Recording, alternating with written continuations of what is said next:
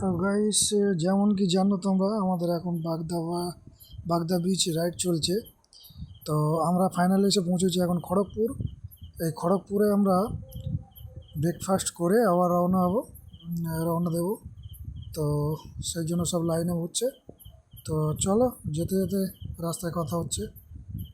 এখন আমরা এগোচ্ছি এই হাইওয়ের উপর দিয়ে NH-16 ধরে। তো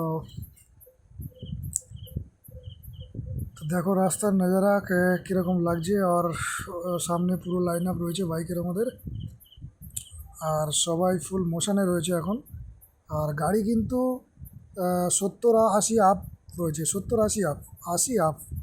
কারণ আমাদের একটা রাইডারের গাড়ি খারাপ হয়ে যাওয়ার জন্য একটুখানি লেট হয়ে গেছে, তার জন্য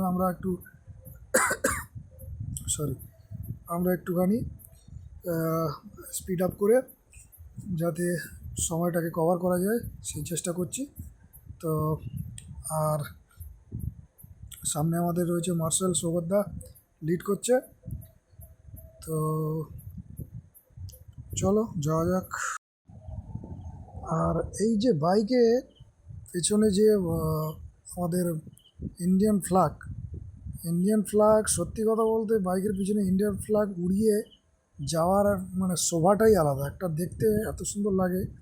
আর তারপরে এই হাইওয়ের ওপর দিয়ে দুপারে গাছগুলোও কি সুন্দর লাগছে, দেখো ডান দিকে গাছগুলো যে সাজানো রয়েছে সেগুলো খুব সুন্দর লাগছে দেখতে।